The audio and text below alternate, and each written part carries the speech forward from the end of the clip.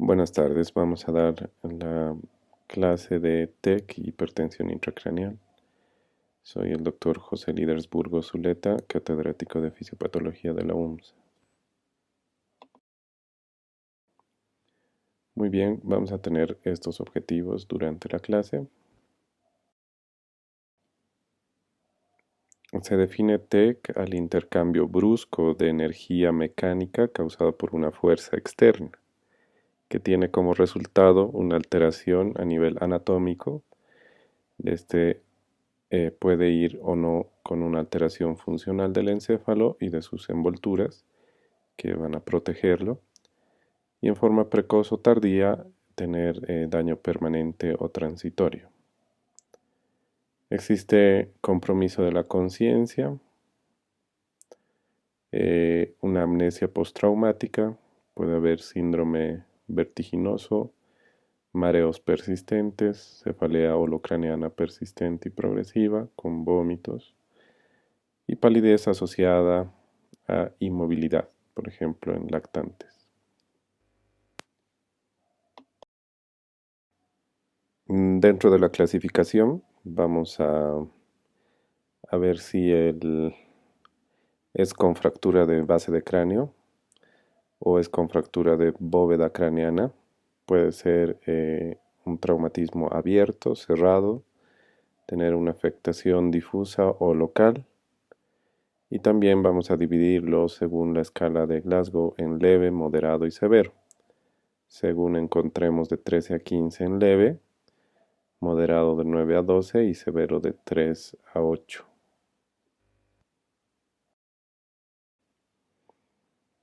Eh, bueno, vamos a hablar de la epidemiología. Es una causa frecuente de mortalidad en la edad escolar. Tiene una incidencia de 200 en 100.000 niños al año. Ya hablamos de niños porque el TEC es muy común en ellos, ¿verdad? Afortunadamente, 81% pertenecerán al TEC leve, 14% al moderado, con 2 a 3% de mortalidad, 5% del TEC severo, con 30% de la mortalidad. De este total, en adultos y niños, 24 necesitarán tratamiento quirúrgico. Si el Glasgow es del 3%, de 3, el 97% eh, puede morir o estar en estado vegetativo persistente.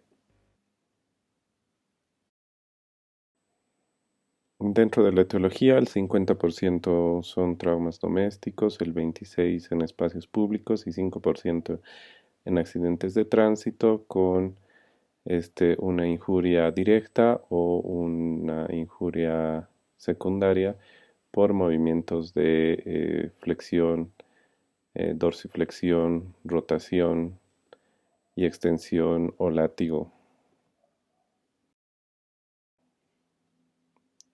De esto debemos señalar que el trauma cerrado es el más frecuente.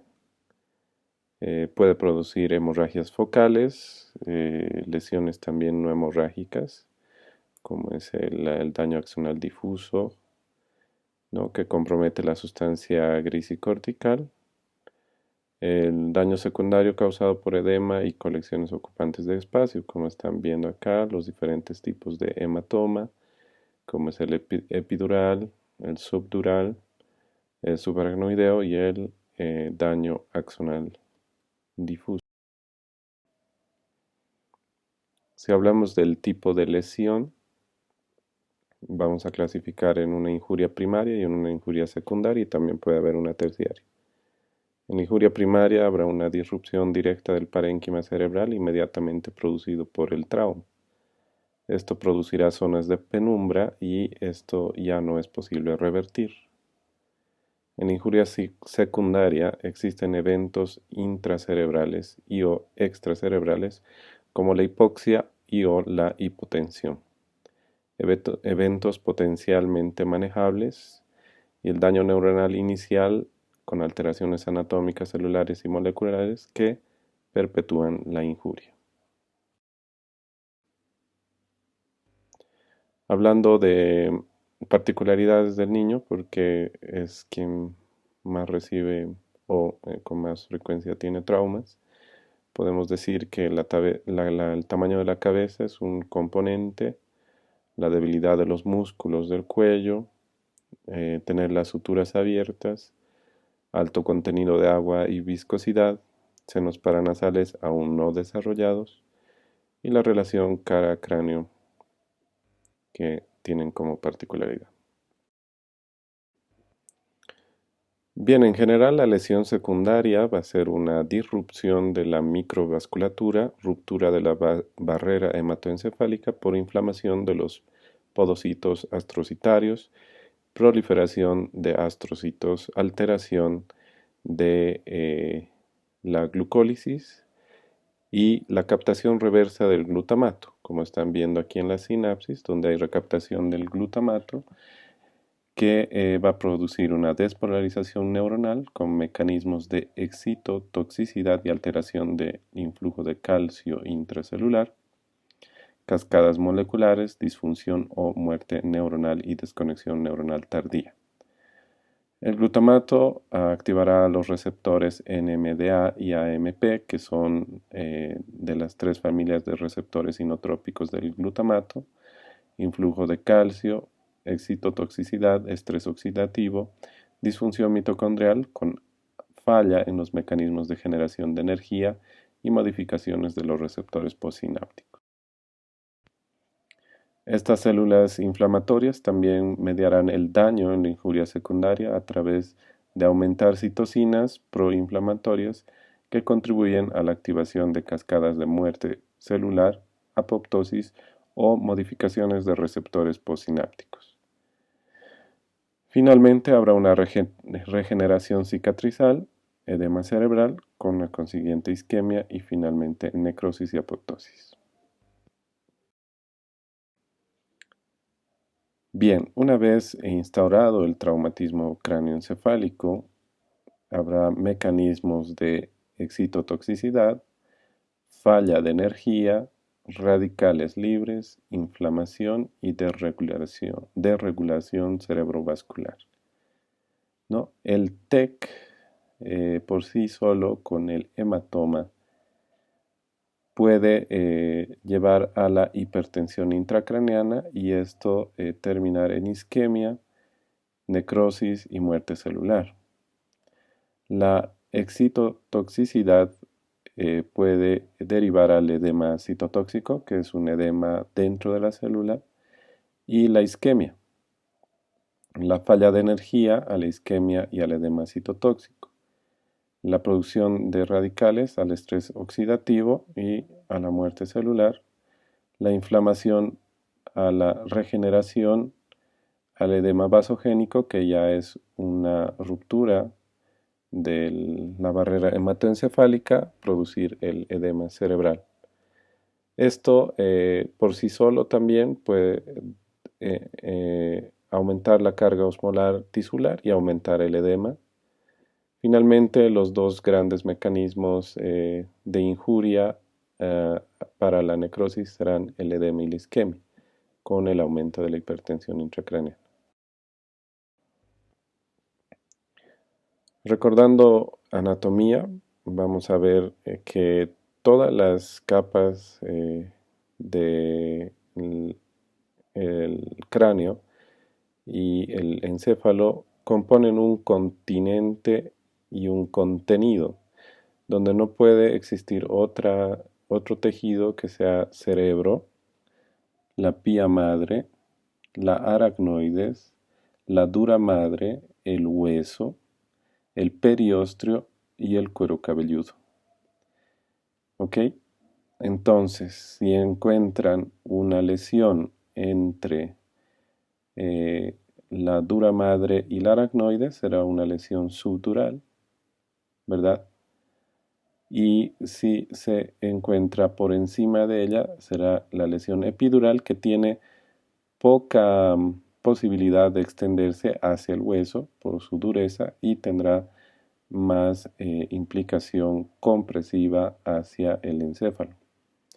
Recordarles también que el líquido cefalorraquídeo tiene la funcionalidad junto a las diferentes cisternas y los ventrículos, ¿sí? Laterales, tercero, cuarto y el acueducto, en proteger el encéfalo. Bueno, es bueno hacer recuerdo de la vascularidad porque la falta de oxígeno en cualquier injuria cerebral, en este caso de traumatismo, será definitivo para el pronóstico del paciente. Recuerden que la vasculatura arterial tiene dos grandes afluentes. Uno es el sistema vértebro-basilar y el otro es el de la carótida interna.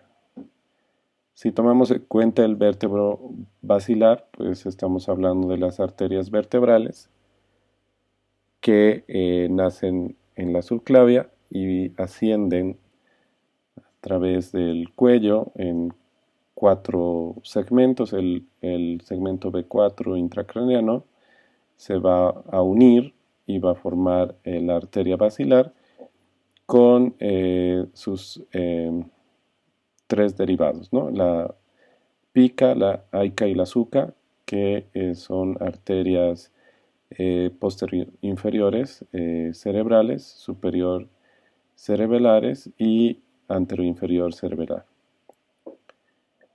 ¿no? Por eso cualquier injuria en este nivel del tallo es extremadamente complejo por la irrigación, las ramas pontinas, etc. Finalmente se formarán las arterias cerebrales posteriores, ¿sí? Y el sistema carotídeo, que no tiene ninguna rama en cuello, en la carótida interna ingresa directamente al cerebro y dará los ramos de la cerebral media y la cerebral anterior.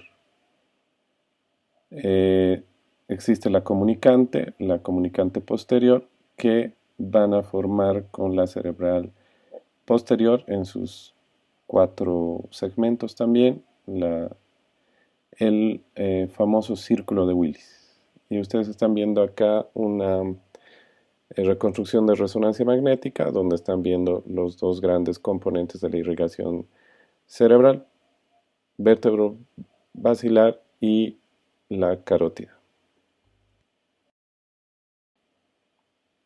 Es también de importancia señalar el componente venoso, principalmente por el seno sagital superior. También existe un seno sagital inferior que tienen comunicantes, el seno recto, la confluencia o tórcula de Barolio, los senos transversos que van a ambos lados, ya casi en la fosa posterior, los senos sigmoideos que finalmente van a drenar hacia la yugular interna. Y ahí están viendo también una reconstrucción de resonancia magnética donde están demostradas las venas. Son importantes de ver en eventos trombóticos, por ejemplo, como secuela de la obstrucción. Y finalmente el líquido cefalorraquídeo, que es también importante señalarlo como referencia del ventrículo lateral, porque va a ser circundante el cuerpo calloso va a ser circundante al ventrículo lateral. Recuerden que el líquido cefalorraquídeo se produce en los plexos coroideos. Estos se van a comunicar con el tercer ventrículo por los orificios de Monro y Magendie. En el tercer ventrículo, pues, están próximos a la glándula pineal y mediante el acueducto de Silvio se comunicarán con cuarto ventrículo. Ahí están viendo el tronco o tallo cerebral y el cerebelo en la fosa posterior. Y aquí están observando en vivo cómo es el latido del líquido cefalorraquídeo. El líquido cefalorraquídeo está en constante movimiento, formándose en los plexos coroideos, como habíamos dicho, circulando por los ventrículos, circulando por el espacio subaracnoideo para volver a las velocidades de Pacchioni y recircular. Bien, ya entrando a la fisiología cerebral, debemos recordar de 15 a 25% del gasto cardíaco se va al cerebro. El flujo sanguíneo cerebral normal es de 40 a 50 mililitros por cada 100 gramos de tejido cerebral por minuto, que el consumo metabólico de oxígeno cerebral o CMRO2 significa el 40% del gasto energético basal, mantención del potencial de membrana, termosensible y no modificable por drogas, 60% del gasto energético funcional, no termosensible y modificable por drogas, 90% de este consumo metabólico de oxígeno cerebral es hacia el tejido neuronal, 10% al tejido de sostén o glía, que es mayor al 50% del volumen encefálico, y este consumo metabólico de oxígeno cerebral normal es de 3.5 miligramos por cada 100 gramos de cerebro por minuto. También debemos considerar el coeficiente de extracción cerebral de oxígeno y la entrega cerebral de oxígeno, donde sacamos la fórmula del consumo metabólico de oxígeno cerebral, que es el coeficiente de extracción cerebral de oxígeno por la entrega cerebral de oxígeno.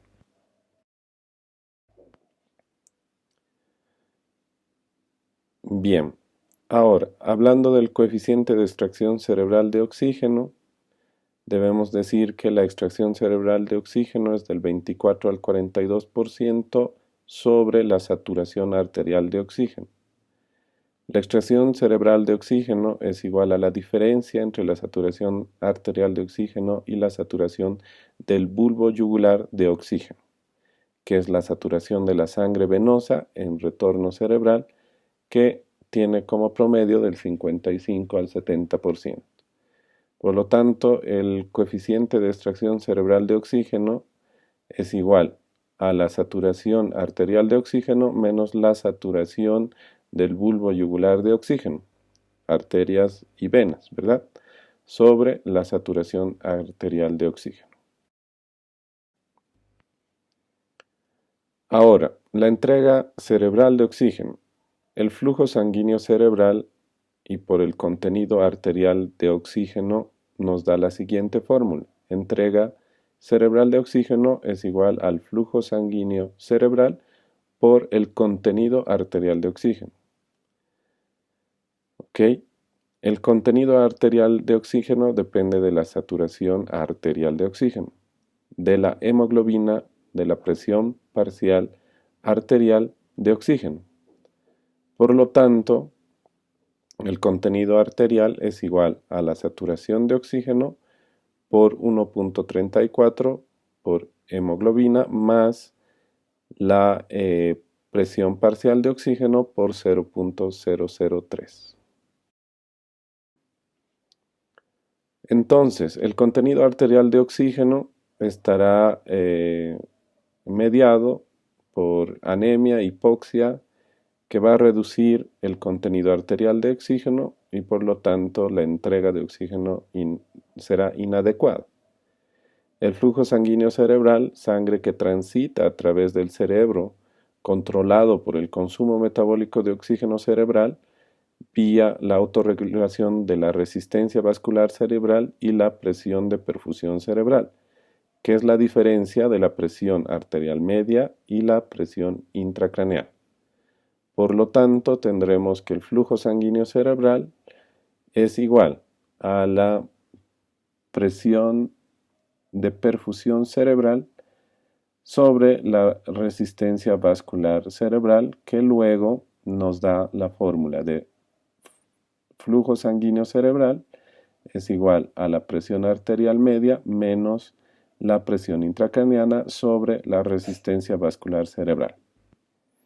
Es decir, el flujo sanguíneo cerebral es la cantidad de sangre que pasa en 100 gramos de tejido cerebral en un minuto, cuyo rango normal es de 55 a 100 mililitros de sangre cada 100 gramos de tejido cerebral en un minuto.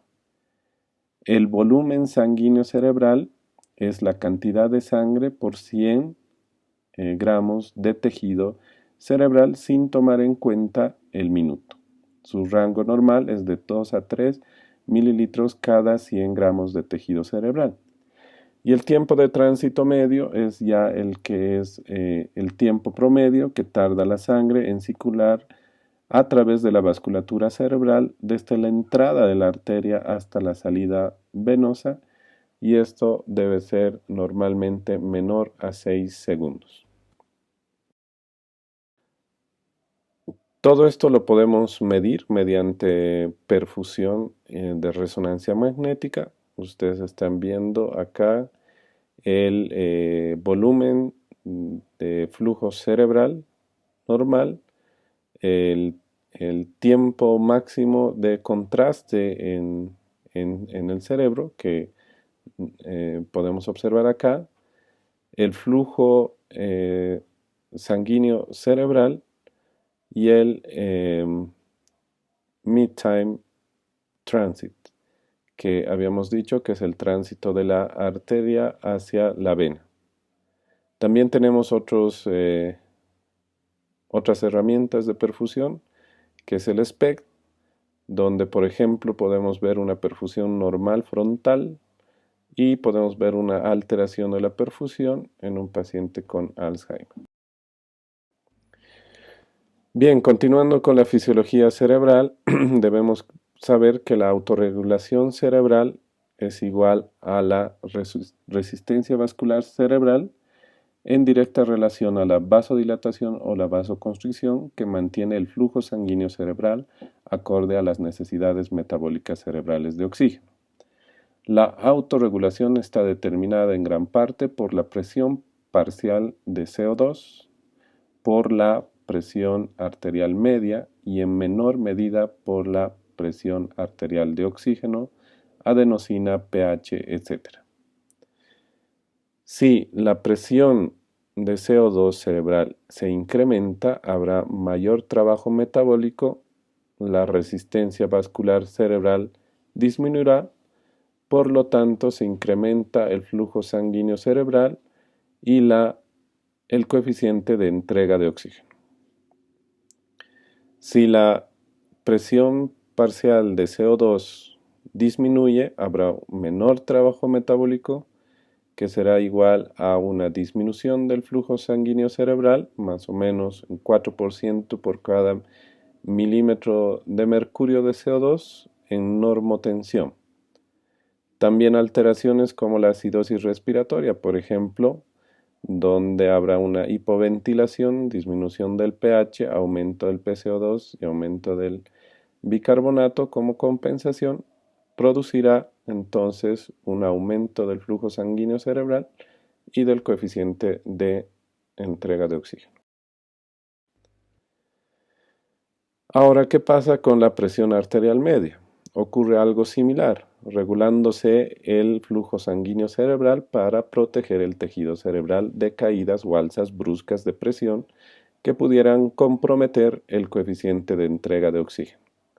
Las autorregulaciones tienen límites, por sobre o bajo los cuales el flujo sanguíneo cerebral se torna absolutamente dependiente de la presión arterial media.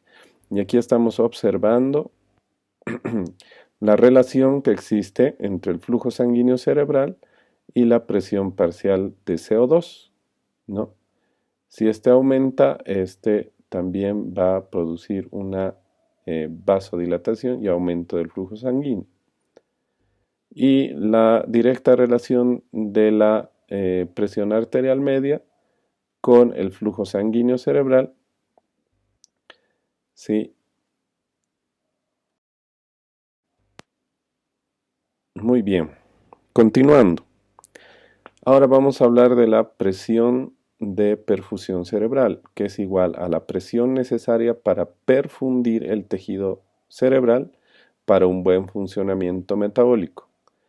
La presión de perfusión cerebral menor a 50 milímetros de mercurio será consecuencia a una disminución sostenida del flujo sanguíneo cerebral.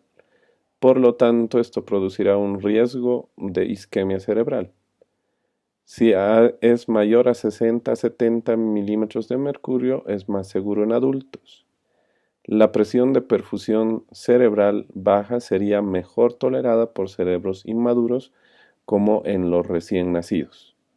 Entonces aquí tenemos un gráfico donde existe un incremento de la presión de perfusión cerebral con una reacción de vasoconstricción.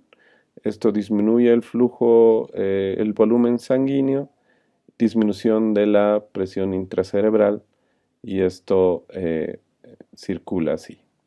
¿Qué pasa cuando la presión de perfusión cerebral disminuye?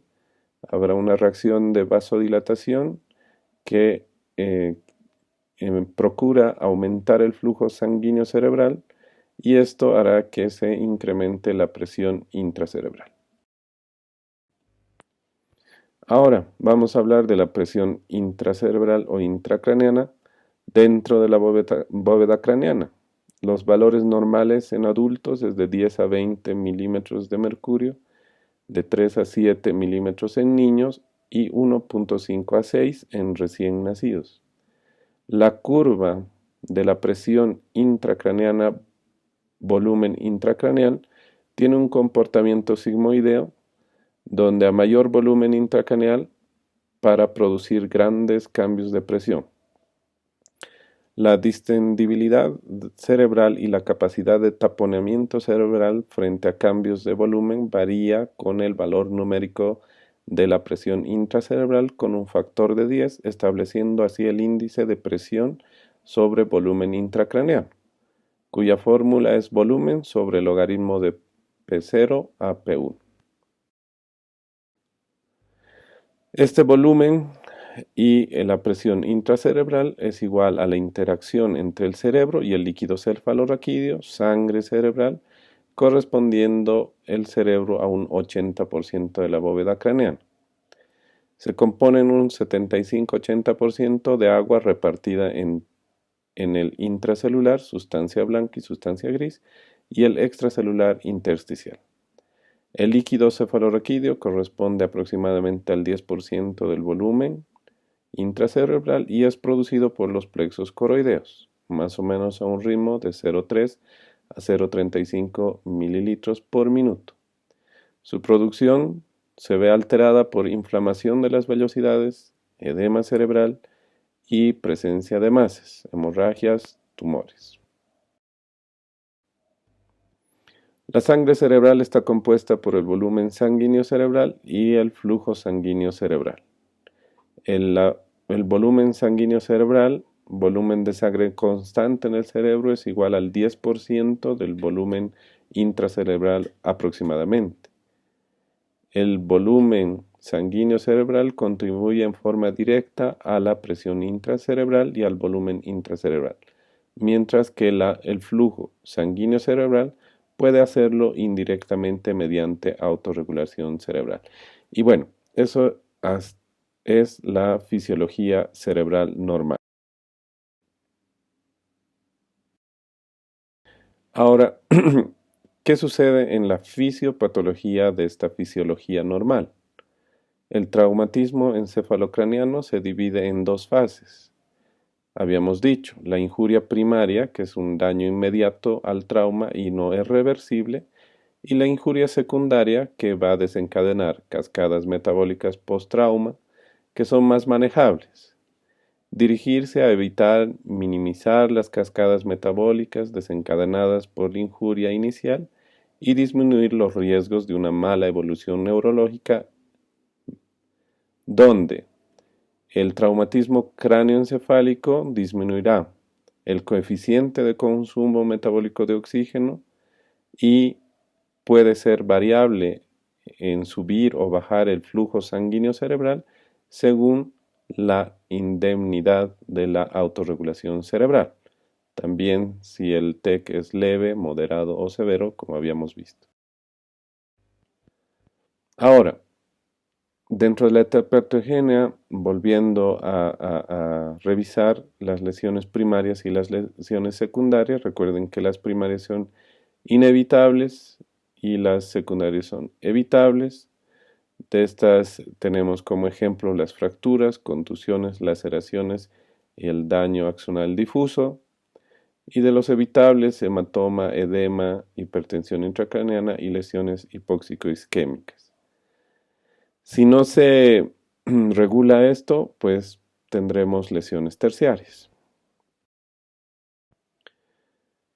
Para esto hay tres escenarios. Una es la autorregulación cerebral intacta, donde disminuye el flujo sanguíneo cerebral y el coeficiente de entrega de oxígeno, así como también disminuye el coeficiente metabólico, de consumo metabólico de oxígeno, donde el coeficiente de extracción cerebral de oxígeno permanecerá constante y la saturación del bulbo yugular de oxígeno en rangos relativamente normales.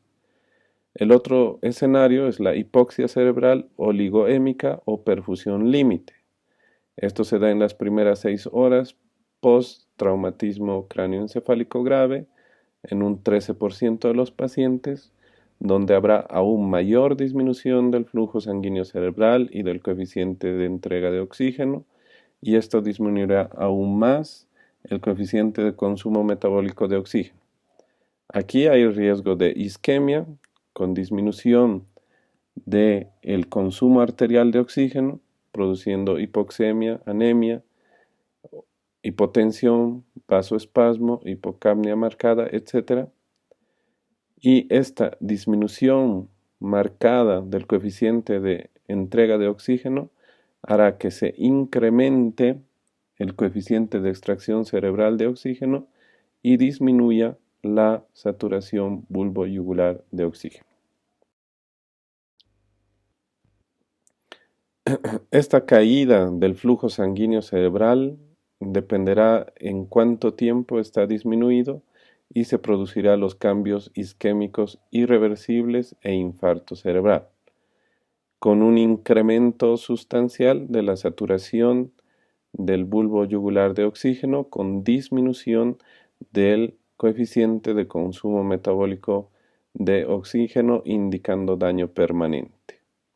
Bajo estas circunstancias y para prevenir la isquemia cerebral, las estrategias terapéuticas deben dirigirse a incrementar el coeficiente de entrega de oxígeno y disminuir el coeficiente de consumo metabólico de oxígeno.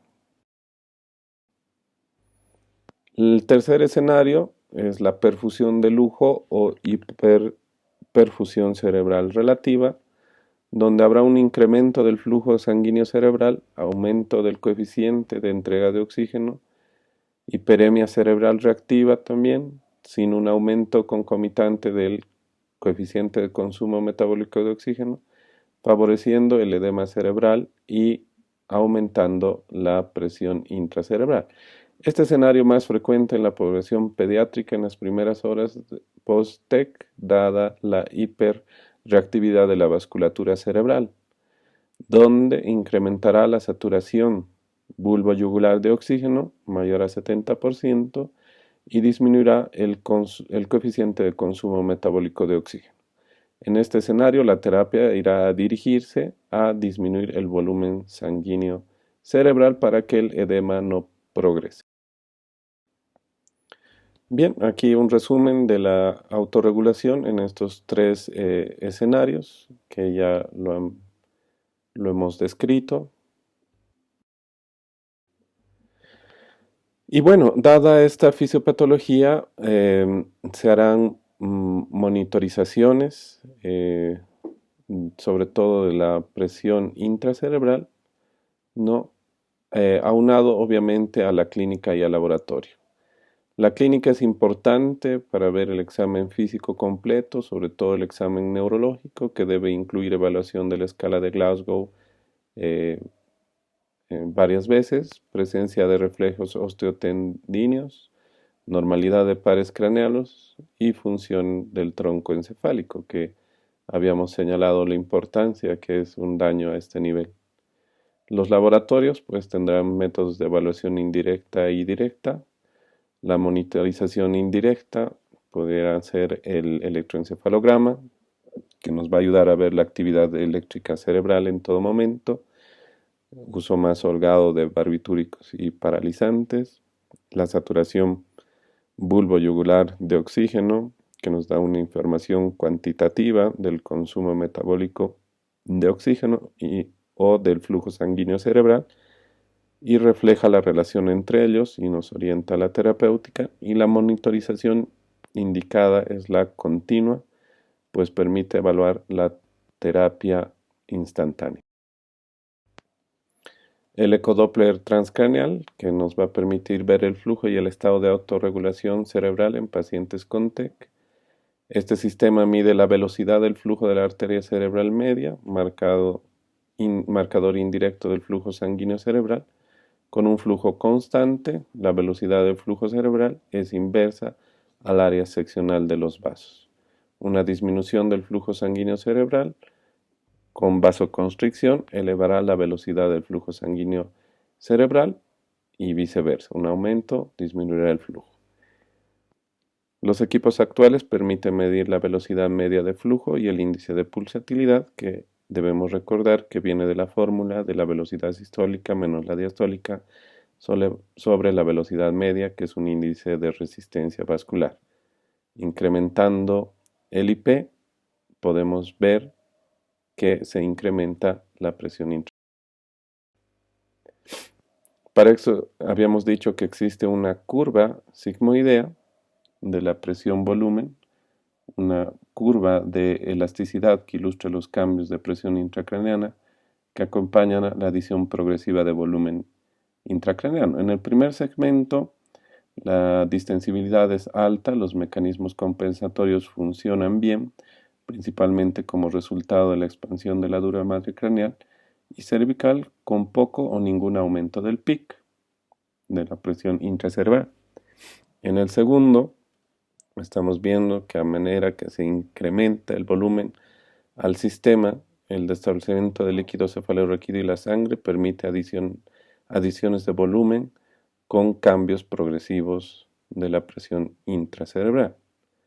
Y en el tercer segmento, la parte vertical de la curva de elasticidad muestra la situación de alta presión, agota la capacidad de amortiguación de volumen, no es posible un mayor desplazamiento de líquidos y la adición más de volumen provoca un aumento exponencial de la presión intracerebral. Si seguimos en aumento, se producirán ya las hernias del tejido neural. Y aquí existe un esquema de la doctrina de Monro-Kelly que nos está mostrando la presión intracerebral en un estado normal con una regulación del líquido cefalorraquídeo y un volumen arterial y venoso en perfecto equilibrio. Habíamos dicho que si se aumenta al tejido cerebral la presión, pues va a haber una compensación tanto en el líquido cefalorraquídeo como en el volumen venoso. Si esto incrementa, eh, aumentará esta compensación del líquido cefalorraquídeo y del volumen venoso. Y bueno, si esto aumenta aún más, vendrán ya las hernias, como están ustedes observando aquí, una hernia transcalvaria. Bien, continuando dentro del manejo prehospitalario, debemos siempre decir que el manejo inicial del trauma debe seguir siempre el ABC, ¿no? Tanto la vía aérea, la respiración como cardiopulmonar, en el trauma, si está normoventilado, normotérmico, alinear la cabeza, el cuello, el tórax, controlar el dolor, controlar el transporte inmediato hacia un centro con personal entrenado. Una vez que éste llega en urgencia, se vuelve a valorar la escala de Glasgow. Se pueden observar, por ejemplo, aquí anisocoria, donde vemos midriasis derecha, que ya nos habla de un problema compresivo intracerebral. Volver a comprobar el ABC, descartar lesión vital urgente, mantener normoventilación, oxigenación y tensión arterial, reconocimiento secundario, hacer radiología básica, por ejemplo, tórax, ver fracturas, tomografía computarizada de cerebro y decidir si pasa a terapia o quirófano. Aquí también están viendo una alteración de la comisura labial hacia abajo que nos puede hablar de una parálisis central y el signo de Babinski que nos habla de una alteración piramidal. Bien, vamos a recordar la escala de Glasgow, donde hay una categorización y hay una puntuación. ¿Sí? La mejor respuesta motora, vamos a verla como el Glasgow 1, donde no responde, la 2, donde extiende hacia el dolor, ¿no? Que nos habla de descerebración, o flexiona al dolor, que es la decorticación, retira al dolor, localiza el dolor y obedece normalmente a los mandos, ¿no? El EVES humano tendrá un Glasgow de 6, localizar el dolor tendrá un Glasgow de 5 y así.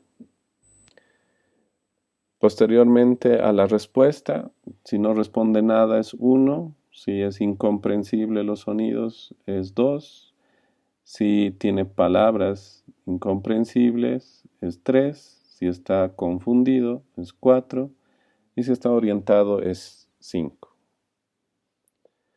Posteriormente el abrir los ojos, si definitivamente no abre, si abre por el dolor, si solo abre con la respuesta al estímulo verbal, abre tus ojos, y si la apertura de sus ojos es espontánea.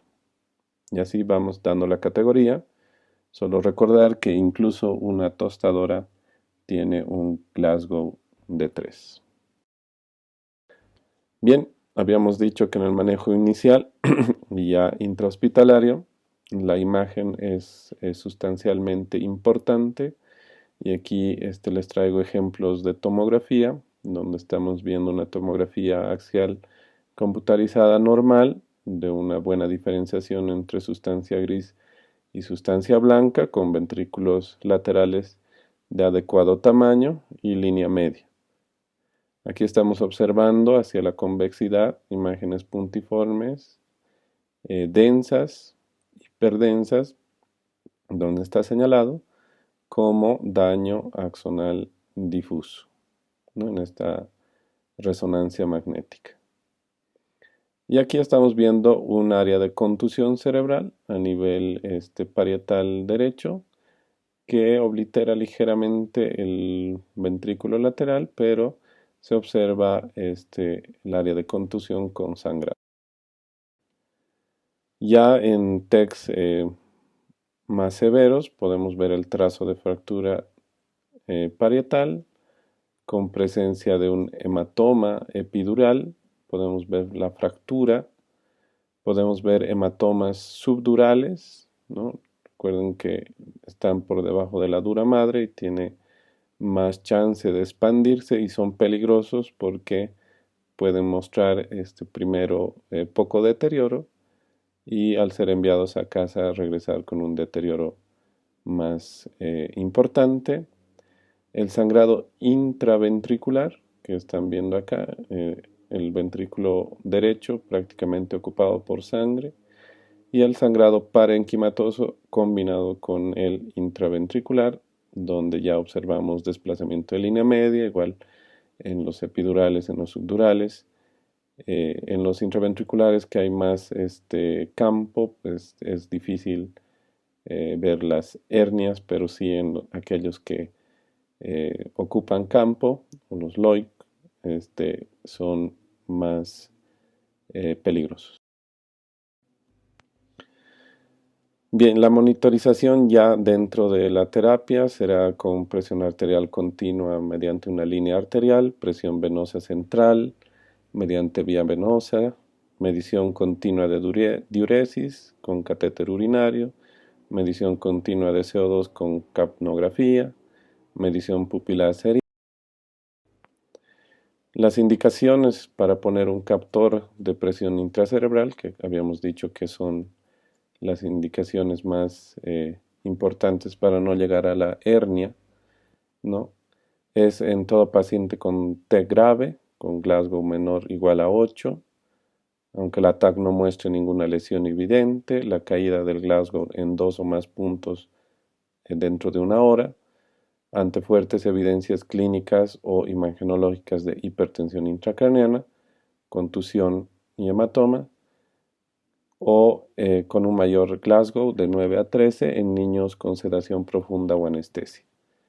El captor monitor de presión intracerebral permite la evaluación cualitativa y cuantitativa continua de la presión intracerebral, favoreciendo conductas terapéuticas inmediatas frente a alzas anormales de ella. El intraverticular es utilizado. Estamos viendo cómo se ingresa el catéter hasta el ventrículo. También existen aquellos que son intraparenquimatosos, como están viendo estos, subaracnoideos, ¿sí? Y los epidurales. Aquí están viendo una figura con un monitoreo de la presión intracraneana cerebral y el catéter intracerebral para medir la PIC, la presión tisular de oxígeno y la temperatura cerebral. Esto mostrará ondas de la presión normal, como están viendo acá, donde P1 significa la perfusión representada en la pulsación arterial, P2 el rebote o tidal que refleja la distensibilidad intracraneal y P3 que es dicrota que representa la pulsación venosa, ¿no? Entonces arteria, distensibilidad y venosa.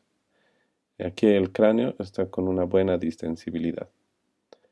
Sin embargo, cuando la onda es de alta presión, el cráneo tiene baja distensibilidad, recordando que este pico es arterial, distensibilidad y venoso. La monitorización de la saturación del bulbo yugular de oxígeno, habíamos dicho que nos puede dar datos del consumo, del coeficiente de consumo metabólico y de alteraciones del flujo sanguíneo cerebral, midiendo la saturación de hemoglobina en la sangre recogida en el bulbo de una de las venas yugulares internas de forma continua o intermitente. En las venas yugulares internas se recoge la mayor información de parte del flujo sanguíneo cerebral con la salvedad de la sangre cerebral que drena hacia las venas yugulares externas o venas vertebrales que representan un flujo mínimo.